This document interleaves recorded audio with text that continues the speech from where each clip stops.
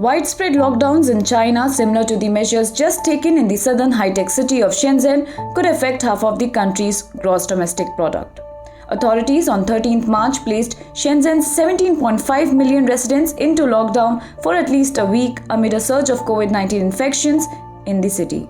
Shanghai suspended in-person classes and shut intercity bus services, while the northeast industrial center of Chongqing in Jilin, a city of about 9 million people and accounting for about 11% of China's total annual car output in 2020, was locked down last week. As cases jump elsewhere, half of China's GDP and population will be impacted by the latest outbreak, according to economists at Australia and New Zealand Banking Group Limited.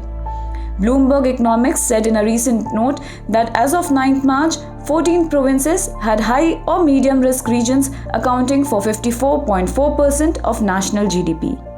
More cities may follow the practice of Shenzhen, said Raymond, chief economist for Greater China at ANZ. Raymond said if the lockdown is extended, China's economic growth will be significantly affected.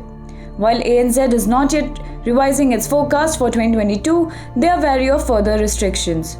ANZ forecasts GDP growth of 5% for the year, less than government's target of about 5.5%. Should the key province along the coast and in the northeast follow Shenzhen's lead and lock down for a week, the economic cost could amount to 0.8 of a percentage point, Raymond said. Nomura Holdings said the economic costs of China's zero-COVID approach are high, and market participations may be too optimistic about this year's growth outlook. The bank expects GDP expansion of 4.3%, well below economists' consensus forecast of 5.2%. China is facing rapidly spreading clusters spawned by the highly infectious Omicron variant. Daily new cases jumped to more than 3,300 on 12th March from just over 300 a week ago.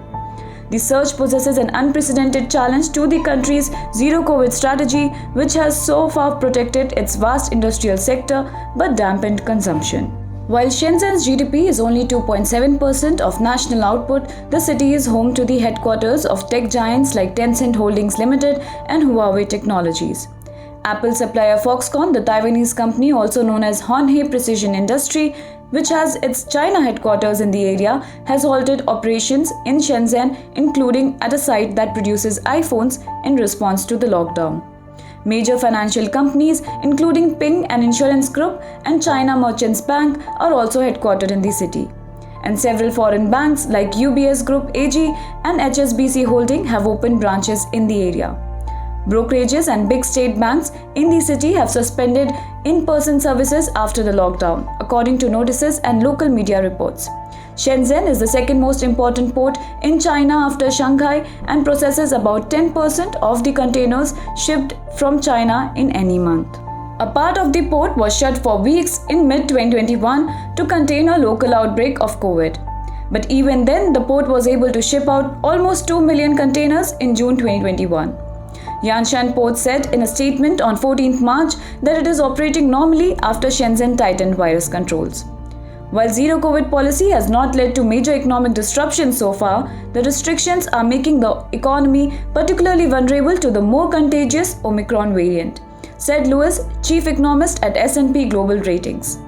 Globally, the economic impact of COVID is declining as governments ease restrictions and many move towards a living with COVID approach, Lewis added. However, for China, Omicron is a key risk for domestic demand, output, and possibly supply chains.